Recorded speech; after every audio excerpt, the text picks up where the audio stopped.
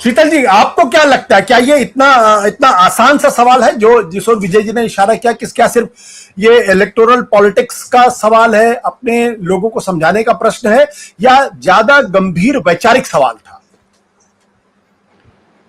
देखिए, ये तो सच है कि ये सवाल राहुल गांधी द्वारा उठाए जाने के बाद उस आकार में पहुंच गया जो आकार आज जिसको आप स्वीकार करना बता रहे हैं कि राष्ट्रीय स्वयंसेवक संघ ने भी एक प्रेस नोट देके एक हद तक उसे स्वीकार किया है। तो इसका राजनीतिक श्रेय तो राहुल गांधी को मिलेगा।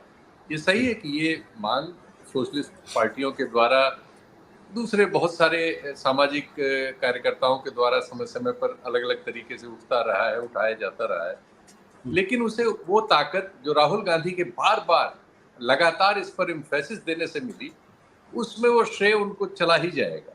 तो राजनीतिक रूप से तो निश्चित तौर पर ये सरकार जो पहले ही बहुत सारे फैसलों को वापस लेने पे मजबूर हुई है हालिया दिनों में, उसके लिए एक बड़ी राजनीतिक आप कह सकते हैं कि एजेंडा बदल रहा है।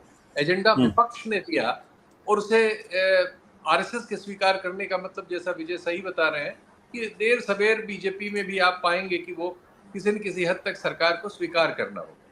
दूसरे जितने भी पैनल डिबेट्स में टेलीविजन चैनलों पर या यूट्यूब पर बीजेपी के प्रवक्ता आ रहे हैं, उनके लिए बहुत कठिनाई हो रही है।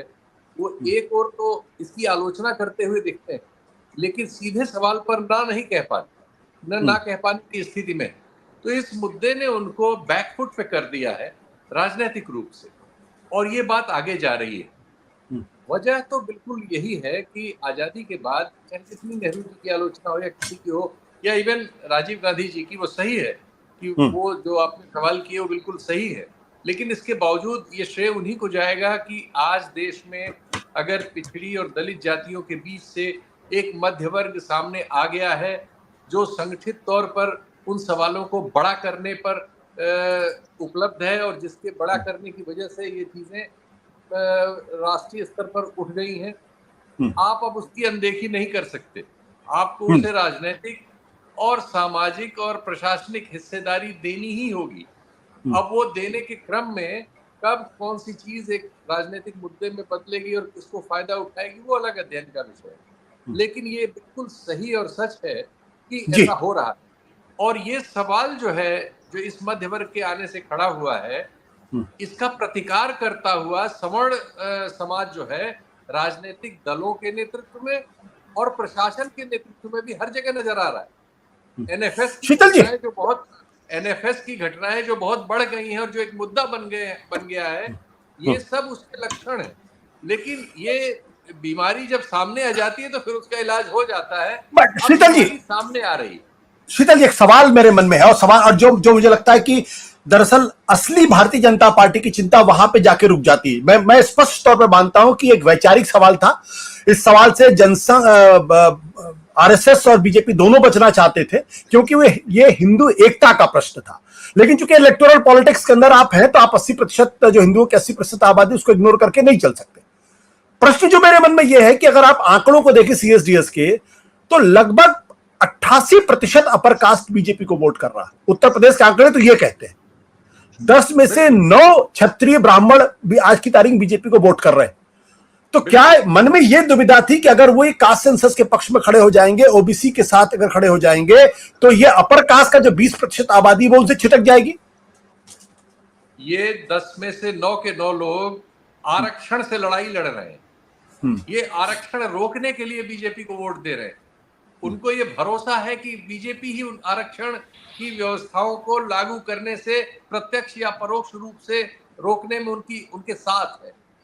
ये बिल्कुल अंदरूनी जो हिंदू धर्म के भीतर जो संघर्ष है, वो सिर्फ आरक्षण का है, बहुत साफ साफ है।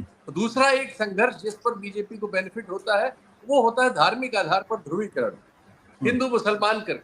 वो हिंदुओं की एकता हिंदू मुसलमान के आधार पर करते हैं। लेकिन जो अंदरूनी सवाल है और जो बहुत प्रमुख सवाल है, वो है साधनों में बंटवारे का सवाल है। समाज को चलाने का जो तंत्र है, उसमें भागीदारी देने का सवाल है, सम्मान का सवाल है। वो सवाल वो धीमे धीमे हल करने की ओर बढ़ना चाहते हैं, सीधे नहीं करते, क्योंकि जिस वर्ग से वो आ रहे हैं उस वर्ग का प्रतिनिधित्व करते हुए मिलते हैं। जैसे इस पिछले 10 वर्षों में जितने वाइस चांसलर भर्ती किए गए हैं, जिसमें से लगभग 95% आरएसएस पृष्ठभूमि के हैं और उनमें से 93% सवर्ण है। जितने असिस्टेंट प्रोफेसर वगैरह भरे जा रहे हैं, जिनकी लिस्ट बना बना के सोशल मीडिया पे तैर रही है, आप सिर्फ 2 यूनिवर्सिटियों का उदाहरण ले लें, उत्तर प्रदेश की बुंदेलखंड वो बांदा की यूनिवर्सिटी और गोरखपुर की। मुख्यमंत्री की जाति के लोगों का बहुमत है उसमें, इस बीच जो भी भर्ती हुई है, और सवर्णों का तो प्रचंड बहुमत है ही है। और उत्तर प्रदेश की और बाकी जगहों की एनएफएस की सारी शिकायतें बता रही हैं कि पिछड़े लोगों को बहुत हर जगह छांट के रोक दिया गया है और उनका आरक्षण छीन लिया गया है। तो ये आरक्षण की लड़ाई जो हमें जहां नजर आ रही है, वो उन मोर्चों पर जहां ये लागू होता है, वहां तो ये बहुत तीव्र हो गई है। और इसीलिए ऐसी जगहों पर आत्महत्या वगैरह की भी नई घटनाएं जो रोहित वेमुला से प्रकाश में आई थी, ऐसी भी बहुत आ रही हैं और बहुत मुद्दे बन रहे हैं। जी शीतल जी ने अपनी बात में कई बार एनएफएस का जिक्र किया। एनएफएस का मतलब नॉट फाउंड सुटेबल, यानी जो रिक्रूटमेंट के प्रोसेस में जहां पे पिछड़ों और के लिए व्यवस्था है आरक्षण के माध्यम से, इंटरव्यूज के बाद ये कह दिया जाता है कि candidate not found suitable NFS. और आपको याद होगा पिछले दिनों अनुप्रिया पटेल ने इसी के माध्यम से एक चिट्ठी लिखी थी उत्तर प्रदेश की सरकार को, यह कहा था कि वहां पर रिक्रूटमेंट में यह प्रॉब्लम आ रही है। केशव प्रसाद मौर्य ने भी कुछ इसी तरीके का जिक्र किया था। और इस वक्त उत्तर प्रदेश के अंदर जो पिछड़ी जातियों के नेता हैं वो इसको बड़े पैमाने पर सोशल मीडिया पे आगे बढ़ाते दिखाए।